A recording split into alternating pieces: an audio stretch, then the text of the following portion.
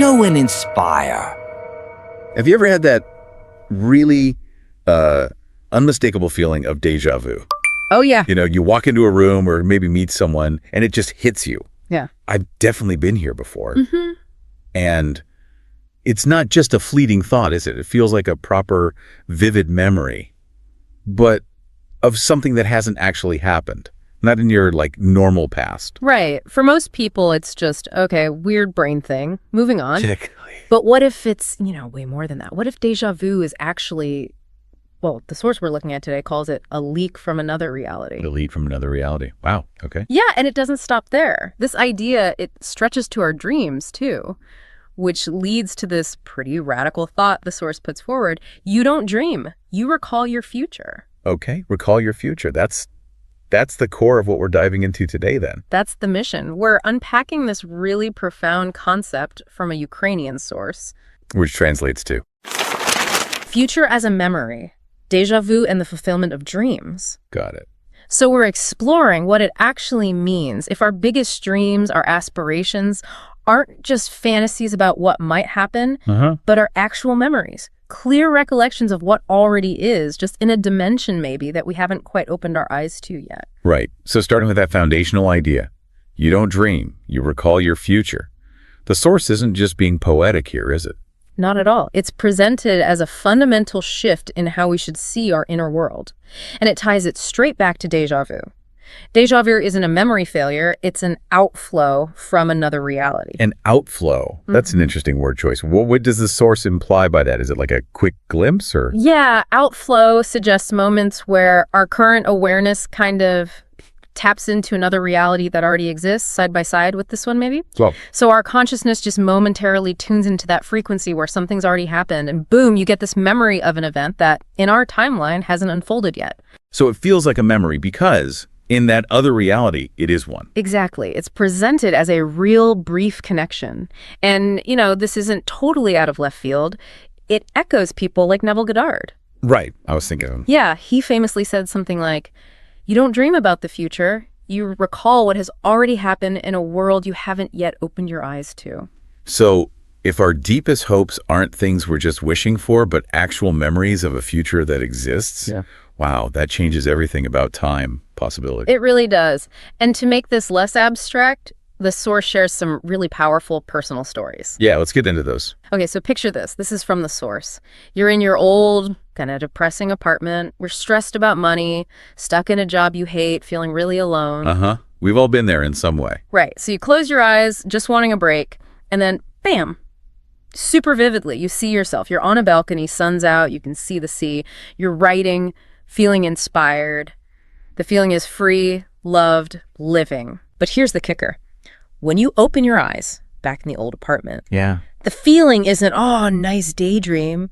It's this deep inner knowing this is real, not it will be real, but it already is. Wow. And that's the click. You didn't just dream it, you recalled it, like remembering something that happened yesterday. That's a profound shift in feeling. There's another one too. Someone's sitting in an office, it's late, like 7:47 p.m., gray outside, horrible report due, feeling totally heavy and drained. So familiar. Yeah. So they close their eyes, just exhausted. And suddenly, it's like they wake up somewhere else entirely. On a beach, it's morning, there's sand, coffee, the sound of waves. And the feeling is this incredible lightness, like being totally at home. And the realization when they open their eyes back in the office. Same thing again, not, back to reality, that was nice while it lasted, but this internal certainty. Yeah. This is real, I haven't entered it yet. Haven't entered it yet. Yeah. And that's the moment the source describes as, I stopped dreaming, I started recalling. It just completely reframes your whole outlook.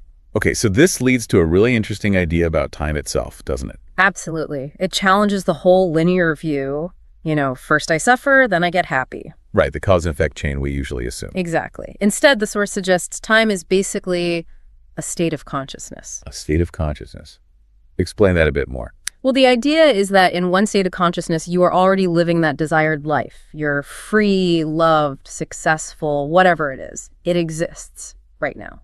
You just haven't, opened your eyes in that reality yet. So these realities aren't sequential, they're parallel, coexisting. That's the implication. They all exist simultaneously, past, present, future, all happening now. Our consciousness is like the tuner, you know? We can shift our focus, our state, and align with or recall these other existing realities. So we're not creating the path step by step. We're more like navigating a landscape that's already complete.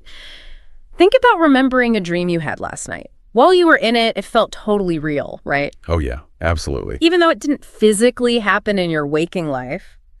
The source says it's the same with these future recalls. They are real to you when you access that state. Which brings us back to Goddard. Right. Imagination is the memory of the future. You're not inventing it from scratch. You're perceiving something that already exists. Okay, that's a big concept to wrap your head around.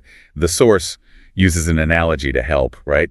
About an actor. Yeah, it's a great one. Imagine you're an actor and you've just finished filming your scenes for a movie. Okay. Those scenes, they're done, recorded, they exist on the film or digitally, whatever.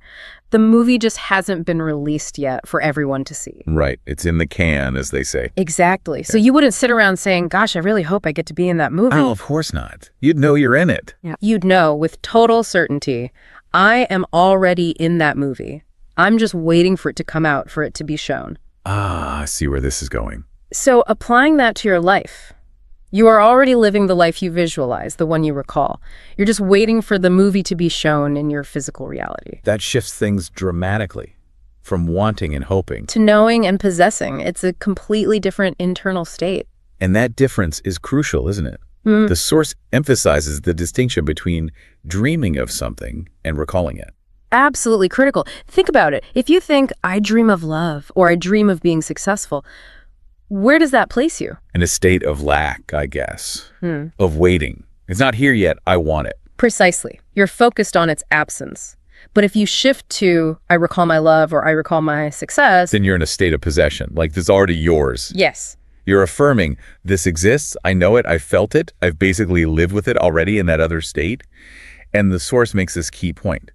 The universe responds not to desire, but to certainty in reality. Certainty in reality, not wishful thinking. Exactly. It's about embodying the feeling of it already being real, shifting from wishing to knowing.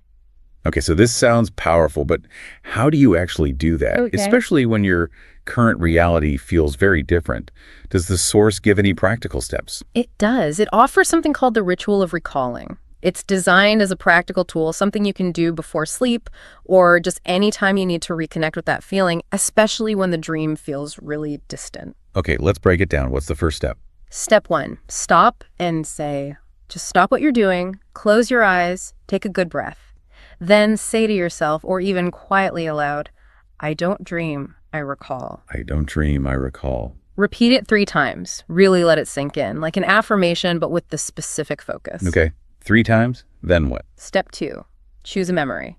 With your eyes still closed, pick one specific scene from that desired life, that reality you want to fully step into. Like the balcony scene or the beach scene. Exactly. But the key is, don't see it as a fantasy you're building. See it as something you are remembering. And tell yourself, I remember how it was. I remember how it was. Source gives examples like, I remember getting that yes letter, or I remember her hugging me and saying, I love you, maybe. I remember looking at my bank balance and feeling, wow, I'm rich. Or even, I remember waking up and just feeling strong and healthy in my body. So very specific moments framed as memories. Huh? Got it. Step 3. Step 3, live it as a memory. Now, you spend about, say, 5 to 7 minutes really immersing yourself in that recalled scene. Use all your senses. Okay. What do you actually see there? What sounds do you hear? What do you physically feel like? Warmth or a texture? What thoughts are going through your mind in that moment? What emotions? Really embodying it. Yes. And keep affirming internally, I remember this. I already lived this. It already was. Notice that past tense already was, not will be. Right. Reinforcing the memory aspect. And just allow yourself to feel the emotions that come with that certainty, the lightness, the joy, the peace. Okay. 5 to 7 minutes of living in that memory. Then. Step 4, declare aloud. When you feel ready, gently open your eyes, and then say it out loud with conviction. I recalled my reality. I already lived this. I am already here. Thank you. A declaration and a thank you. Nice. Is that it? Almost. Step 5, live from the memory. This is about carrying that feeling with you through your day. Try to return to that state of certainty. So when doubts pop up, which they probably will. Exactly. When doubt creeps in, you gently remind yourself, nope, I already experienced this. I remember it. I already know how this ends. It's like a mental anchor back to that recalled reality. That makes sense. It's a practice, not a one-off magic trick. Definitely a practice. Now, I can hear someone thinking, okay, great, but what if I do this ritual faithfully? I recall my amazing future, and well, it just doesn't happen. What if my outside world doesn't change? That's a real fear. It is. And the source addresses it directly, but with a twist. It asks a counter question. Which is? What if you forget your desired future, and because you forgot, it never comes? That flips a perspective, doesn't it? Completely. It suggests the risk isn't in recalling and it not manifesting yet. The risk is in not recalling, in staying stuck in the dreaming or wishing state. So the choice isn't really about controlling the external timing. It's about choosing your internal state now, choosing to live from the certainty, the feeling that it already exists within you. That's the part you can control. Even if the external takes time to catch up, you're already experiencing the essence of it internally because you're consciously recalling it. So wrapping this up, the core message we've explored today is really quite radical. It's saying you're not laboring to build some far-off dream. You're simply returning to it, remembering it. You're not desperately trying to get to freedom or love or success. You're recalling how you already live freely, how you are already loved, how you are already successful in that state of consciousness. You're not painstakingly creating the future. You're just opening your eyes to the reality that already exists. Wow.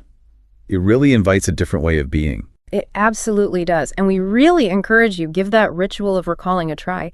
Maybe tonight, before sleep. Yeah. And the key seems to be doing it not just to get the result tomorrow. Right. Do it for the feeling it gives you now, the feeling of certainty, of peace, of knowing it's already done. Because just imagine waking up one day, maybe soon, maybe later, and realizing everything you ever deeply desired, ever dreamed of, it's just here. Not because you forced it, but simply because you stopped dreaming about it and you started recalling it. Yeah. That's the potential power we've been diving into. Keep exploring that within yourself, that reality, that memory. It's already there, just waiting for you to turn your attention to it, to remember it. Know and inspire. Subscribe and like, because it will be more interesting further.